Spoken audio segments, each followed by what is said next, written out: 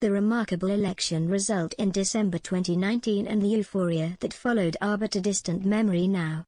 With the core messages of "Get Brexit Done" and "Levelling Up" ringing in their ears, people who had never voted Conservative before cast their votes for the Tories in huge numbers, enough to give Boris Johnson the biggest majority of any Conservative government since Mrs. Thatcher.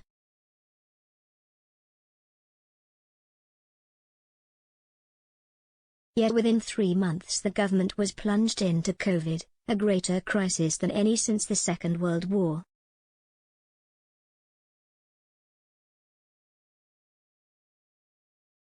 However, we must lift our heads up and remember what we were elected to do.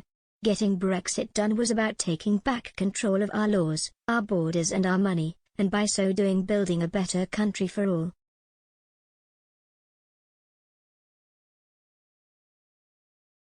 Our departure from the EU has not, as was predicted by some, been massively disruptive. Claims that goods traffic to the continent would be at a standstill, with vast tailbacks at ports and crowded lorry parks, turned out to be false.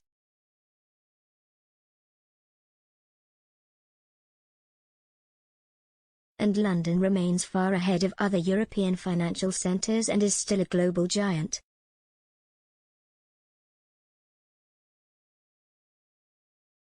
Yet if we are serious about levelling up, then we need to be more ambitious for post-Brexit UK.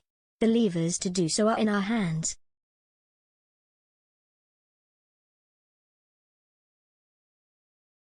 Perhaps the most significant reason for leaving the EU was to transform the UK economy by taking advantage of new freedoms.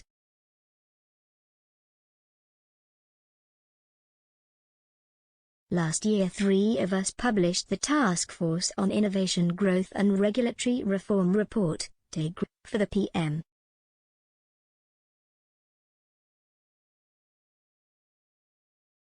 It showed how we could release so many businesses from being tied up in unnecessary red tape.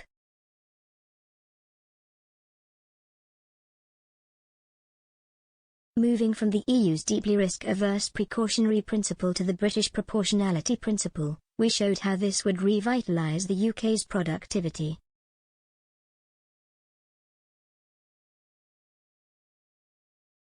For example, by small changes to pensions regulations, hundreds of billions of pounds would be released into infrastructure investment. New markets would centre themselves in the UK, such as clinical trials, genomics and digital health, vital to the world as we have seen with the pandemic. But we have yet to see the government seize this opportunity. The enormous transformative potential of this must become a priority now.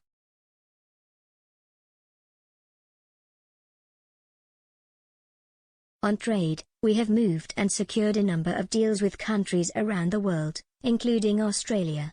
In fact, the Australian deal has led to an immediate advantage in the signing of the AUKUS Security Pact.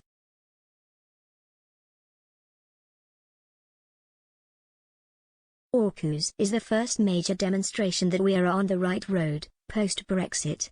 Its importance cannot be overstated and could be worth many billions to the UK.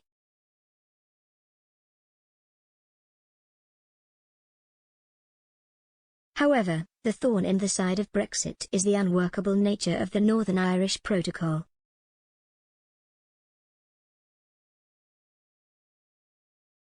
It was meant to help ensure that Northern Ireland's peace process was able to continue post-Brexit to the benefit of both nationalist and unionist communities.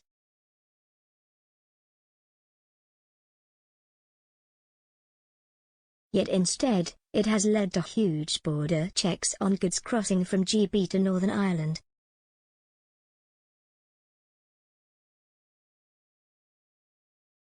There are now, astonishingly, more checks on trade flowing into NE than there are on trade through the EU's eastern frontier.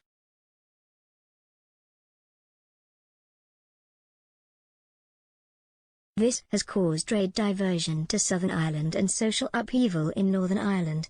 That's why the government should trigger Article 16 of the Protocol.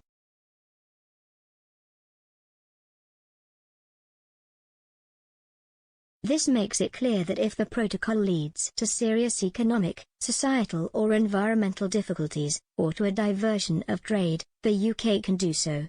This in turn would allow the EU and the UK to work on an alternative to the existing arrangement.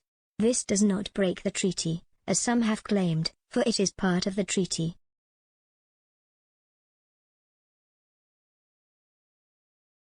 Making all of this more difficult is the cost of living spike as taxes hit and energy prices soar.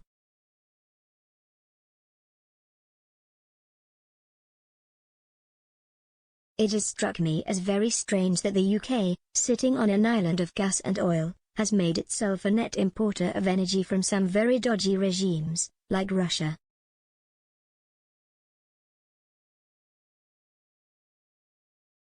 At times a historically pragmatic, pro-enterprise lower-tax Conservative Party has sounded strangely ideological in its pursuit of being the first economy to reach net zero.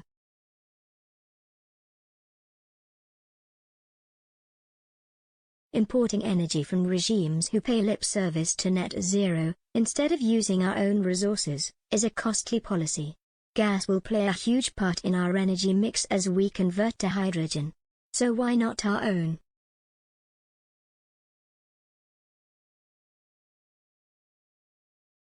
The US's shale gas has allowed their gas prices to be up to 10 times cheaper than ours and more reliable.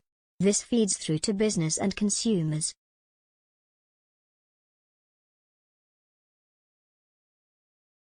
The people most affected by cost of living increases are those who supported us in 2019. That's why as 2022 dawns, delivering the renaissance of the UK is a priority.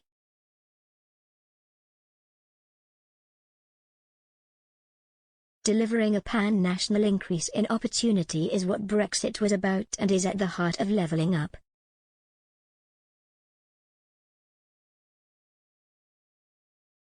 That's why, our New Year resolution when it comes to our Brexit pledge should be, action this day.